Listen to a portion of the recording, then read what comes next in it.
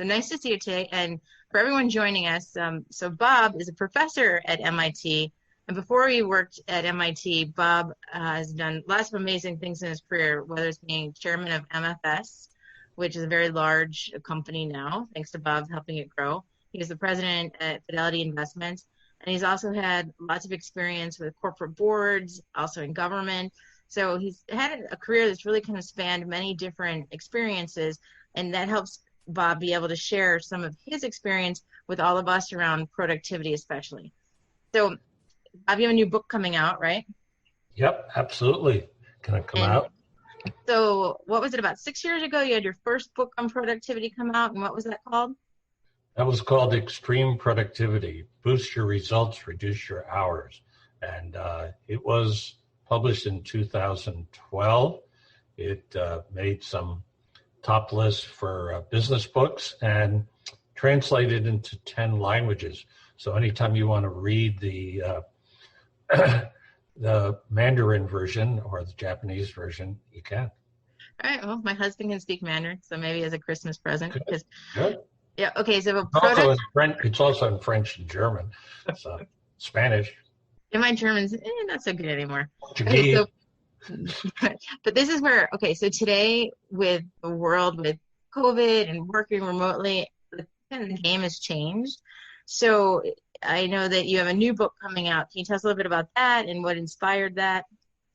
Yeah, the new book grew out of an executive ed course that I taught at MIT, where we had all these mid-level executives, and they were very interested in, how they're going to work from home, at least part of the time. Most of them working full-time from home, but they expected to come back some part of the week. And the new book's called Remote Incorporated, How to Thrive When You're Working Wherever You Are. So it will really focus on remote work. Oh, that's a great title. I like that. That's good. Yeah, so many of us. I like the title because it can captures what we're trying to say here is remote incorporated means like you as a remote worker ought to think about yourself as if you own your own business and you're running your own business from your home. So rather than you're being micromanaged by your boss, who's going to tell you every day, do this, do that, you're gonna agree with your boss on a set of objectives and what we call success metrics, meaning how we're going to actually measure your success at the end of the week or the month, whatever time period.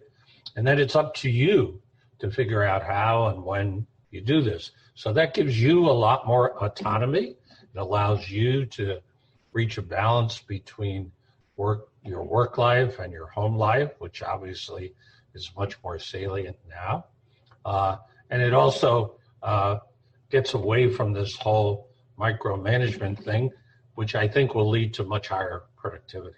Okay. Yes. As someone running a company now, I can guarantee you, with phones ringing off the hook, children running by, meetings all the time, this is something, the dog in the background, this is something all of us need. So it's great. Yeah. So, okay. And I think the book is filled with practical advice, as well as this conceptual framework. So it's the combination of a new way of thinking about this with a lot of practical advice. I love the practical part because that's something I've always enjoyed, like with the MIT work you've done, is that what can you apply today, right? Like how can you change your life and make it better today? So I think that's been great. And then you have a co-author this time. Who's that and what's her background? Yeah, I have a co-author, Alex Samuel. She often writes for the Wall Street Journal. You'll see her columns. She's been working remotely now for over 20 years. So she's a real expert on remote work. And also, she's an expert on social media, technology tools. So she's going to really help the book, especially from the point of view of including new types of tools or software that you can use to make your remote work life better. That's terrific. So that's great. Okay, so getting into some of the details, every one of us right now is getting swamped by meetings. Like, I have to tell you, I could spend 12 hours a day having meetings and probably never get any work done. So what advice do you have around meetings? Because that's a big one for everybody right now. Yeah, so meetings are a really big one. You're right. And the first thing is not to schedule to back Zoom meetings. You should make sure that you have at least an hour in the morning and an hour in the afternoon with no Zoom meetings scheduled so you can think. Thinking is a really important part of most jobs, and we don't want to make believe that going to a meeting is the equivalent of thinking. You need thinking time. And second of all, you don't want to have Zoom meetings lasting for a full hour. I strongly suggest that you have no Zoom meeting more than 45 minutes so that you can have a break between these Zoom meetings. Another thing is you really need to spend more time preparing for Zoom meetings to make them productive. You don't have as good communication in Zoom. You don't get as much, informal cues. So you got to work harder to tell people, well, this is what we're really going to cover here, and this is what we hope to accomplish. And then if people don't think that that's part of their agenda, that's not important to them, they should be able not to attend. They shouldn't have to attend every Zoom meeting, but you can't know that unless you sort of have a detailed agenda. And then a fourth thing is you want to have the leader start the Zoom meeting by not going through a long speech with lots of slides, but spending 10 minutes saying, hey, this is what we're really going to talk about. Here are the key questions. Here's what we want to accomplish. And the leader should not also, if there are background materials, spend most of the 45 minutes going through them. So what you want is to tee up debate and have as much debate and discussion as you can. Last thing is at the end of the 45 minutes, you really got to have good closure. People always walk away from these Zoom meetings and say, well, what exactly did we decide? I don't know. Well, that's really bad. You don't want that to happen. And you also want to know what are the next steps and who's gonna take those next steps and what's their time frame. So those are a few things that we preach in terms of improving Zoom meetings. And I think that's great, because one of the things we've struggled too is with teams, making sure everyone's together, but then they're getting all their work done on time and that they're getting the right work too, because you can't just stop by someone's desk and just do that regular check-in. So is there anything like around the check-ins or like how you're managing teams, any of that work? Yeah, no, I think that's something we're going to spend quite a bit of time in the book about managing a team. So you want to make sure that there are regular team meetings. You really need a regular team meeting every week to make sure that everybody's on the same page. But that team meeting should not be backward looking. It shouldn't be like, this is what we've done in the last week. That can be communicated through email or Slack or any message system. What you want is people to say, this is what I'm going to be doing this week. And, I'd love to have your help on this, like substantive help with a policy issue or technical help. I'd love you, if anyone knows someone from this other division or other company, that'd be great to contribute. So those are the sorts of things that you could do, a really forward-looking meeting, a business meeting. Another thing is you really need to have some social meetings for the team. You can't just be meeting business. So, people have had some real success with, virtual cocktail parties. So people may or may not drink, but I think actually things like game meetings, puzzle meetings, these are sort of more cooperative and you need to give people time before and after any team meeting to have informal chats. That's really critical. Last thing I'll say on that is that the team leader should try to have some individual one-on-one meetings. As you say, the team leader can't stop by, see how you're doing, all this stuff.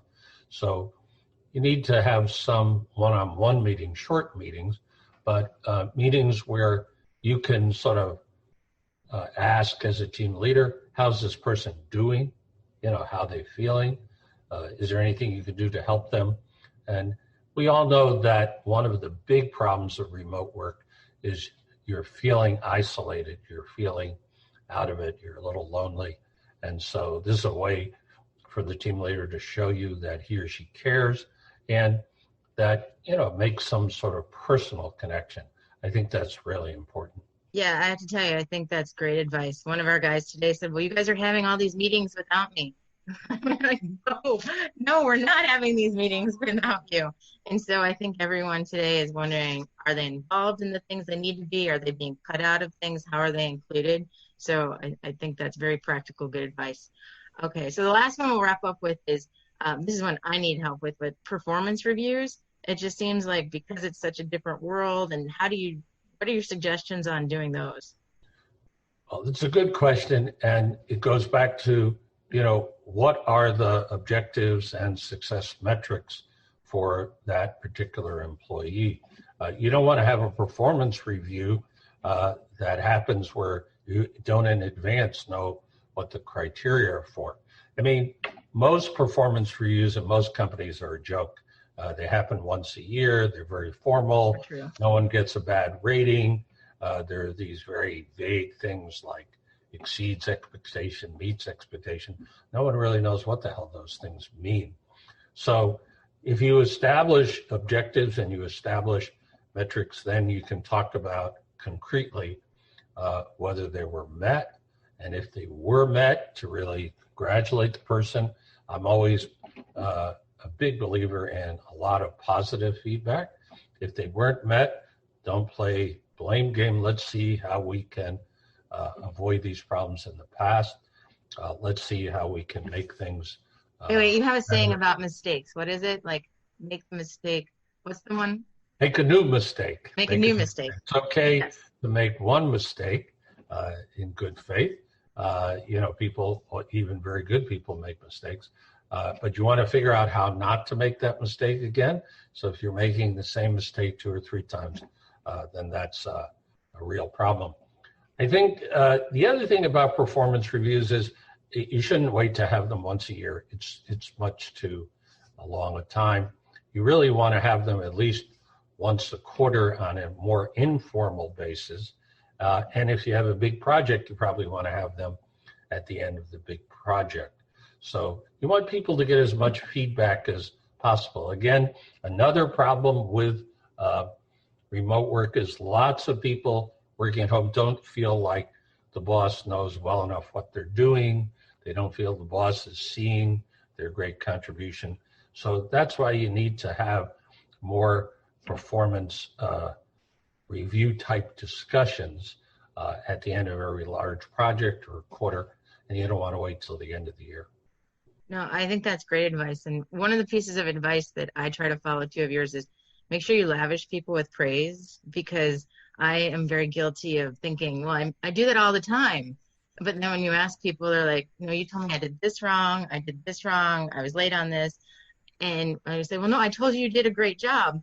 And people don't always perceive that. You have a huge difference between, if you're the boss, you're saying, all the bosses I've ever interviewed, or most of them, say, oh, I'm always giving out praise. I'm like a praise machine. And then you talk to the people who work for them and they say, gee, this guy or lady is really critical, almost never gives me positive feedback. They're always emphasizing the problems. So I think there's very much an asymmetry there, that the boss tends to see mainly the praise they're giving out. They don't realize how sensitive people are to criticism from the boss. And especially online today, I think that, that's the one thought that they leave with, and you can't see that they're down, right? You don't run into them in the office to see that they're not smiling, that they're not reacting the way you want. So I think especially, with online and remote work right now, I think the importance is almost doubled.